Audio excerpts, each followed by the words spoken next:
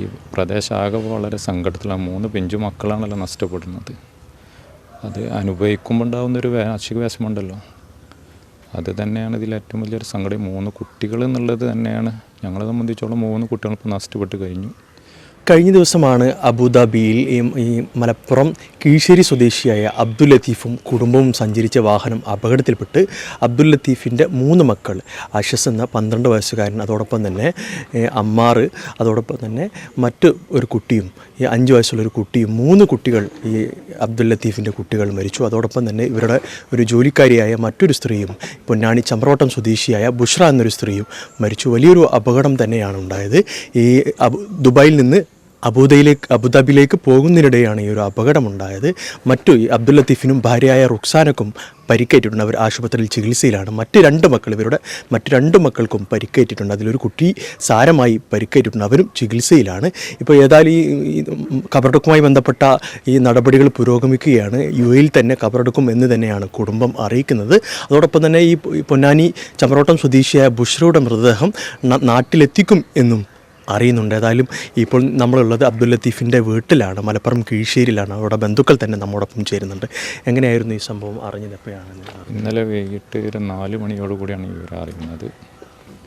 വളരെ നടക്കുന്നൊരു വേദനയോടുകൂടിയുള്ളൊരു സംഭവമാണ്. ഇത് ആർക്കും വരാതിരിക്കട്ടെ എന്നുള്ളതാണ് നമ്മളെല്ലാവരും ആഗ്രഹിക്കുന്നത്.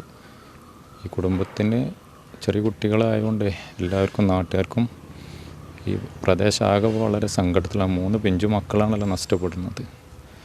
അത് അനുഭവിക്കുമ്പോൾ ഉണ്ടാകുന്നൊരു വാർഷിക വിഷമമുണ്ടല്ലോ, അത് തന്നെയാണ് ഇതിൽ ഏറ്റവും വലിയൊരു സങ്കടം. 3 കുട്ടികൾ എന്നുള്ളത് തന്നെയാണ് ഞങ്ങളെ സംബന്ധിച്ചോളം. 3 കുട്ടികൾ ഇപ്പോൾ നഷ്ടപ്പെട്ട് കഴിഞ്ഞു. ഒരു കുട്ടി വളരെ സീരിയസ് ആയിട്ട് ഹോസ്പിറ്റൽ ICUലാണെന്നുള്ള വിവരമാണ് ഞങ്ങൾക്ക് കിട്ടിക്കൊണ്ടിരിക്കുന്നത്. മറ്റൊരു കുട്ടിക്ക് വലിയ കുഴപ്പമില്ല സ്റ്റേബിളാണെന്നുള്ളതാണ് അറിയുന്നത്.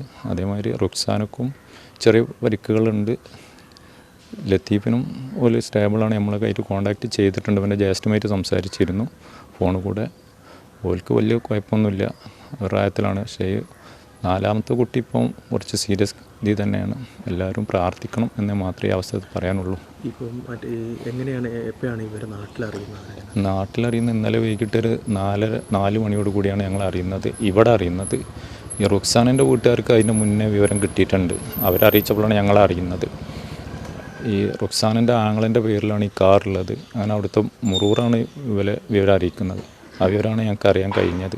ഇപ്പം ലത്തീഫും കുടുംബം നാട്ടിൽ വന്ന് പോയിട്ട് ലത്തീഫ് വന്ന് പോയിട്ട് ഇപ്പോൾ ഒരു 1.5 മാസമൊക്കെ ആയിട്ടുണ്ടാവുള്ളൂ. ഓൻ്റെ അനുജൻ ഇളാപ്പാൻ്റെ മോൻ്റെ കല്യാണത്തിന് വേണ്ടി വന്നു പോയതാണ്. റുക്സാൻ ഒരു 2 വർഷം മുമ്പ് വന്നു പോയതാണ്. കുട്ടികളെ ഇടയ്ക്കിടയ്ക്ക് വരില്ല.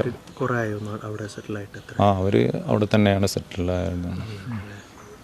ഇപ്പം ഈ ലത്തീഫിൻ്റെ ജോലി സൗദിയിലാണ്. ഓൻ്റെ വൈഫും മക്കളും അവിടെയാണ് ഉള്ളത്. ഈ റുക്സാൻ അവിടെ ഒരു സ്കൂളിൽ ജോലി ചെയ്യാന്നുള്ളതാണ് ഇതുള്ളത്. മൃതദേഹം അവിടെ കബറടക്കണം എന്നുള്ളതാണ് ഇപ്പം ഇവരൊക്കെ തീരുമാനിച്ചിരിക്കുന്നത്. ഇൻഷാ അല്ലാഹ് പേപ്പർ വർക്കുകൾ നടന്നുകൊണ്ടിരിക്കുകയാണ്. ഇവരെ കുട്ടികളെ ഇക്കാമയും കാര്യങ്ങളൊക്കെ ഫുജൈറയിലാണ്.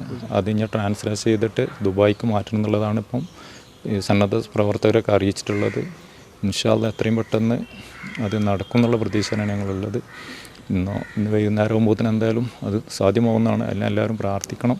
ഈ ഒരു ഗതി ആർക്കും വരാതിരിക്കട്ടെ എന്നുള്ള തന്നെയാണ്. ഇങ്ങനെ ഒരു അഭിമുഖം കണ്ടുവരുന്ന പ്രയാസങ്ങളുണ്ട് എല്ലാവർക്കും. നമ്മളിപ്പോൾ അത് പല സ്ഥലങ്ങളിലും കേൾക്കുന്നത്. അവനാൻ അനുഭവിക്കുമ്പോഴാണ് ഇതിൻ്റെ ഒരു വിഷമവും കാര്യങ്ങളൊക്കെ അറിയുക. ഇതാർക്കും ഇങ്ങനത്തെ വരാതിരിക്കട്ടെ. എന്താ ചെയ്യുക, നമുക്കൊന്നും ചെയ്യാനില്ലല്ലോ. മറ്റേ കുട്ടിക്ക് വേണ്ടി എല്ലാവരും ദുആ ചെയ്യണമെന്നാണ് ഈ അവസരം പറയാനുള്ളൂ. അവിടെ ഈ റുക്സാനിൻ്റെ 2 ആങ്ങളമാരുണ്ട്, പിന്നെ സന്നദ്ധ പ്രവർത്തകരുണ്ട്, ഈ ലത്തീഫിൻ്റെ സുഹൃത്തുക്കളുണ്ട്.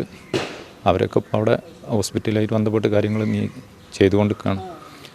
സന്നദ്ധ പ്രവർത്തകരാണ് പേപ്പറിൻ്റെ കാര്യങ്ങളൊക്കെ ചെയ്യുന്നത്. പേപ്പർ വർക്കുകളൊക്കെ അങ്ങോട്ട് ഫുജറേക്ക് ദുബായിക്ക് ട്രാൻസ്ലേഷൻ ചെയ്യാനുള്ള പേപ്പർ വർക്കൊക്കെ ചെയ്തുകൊണ്ടിരിക്കുകയാണെന്നുള്ളതാണ് ഇന്നലെ രാത്രി ഞങ്ങൾ അറിയിച്ചത്.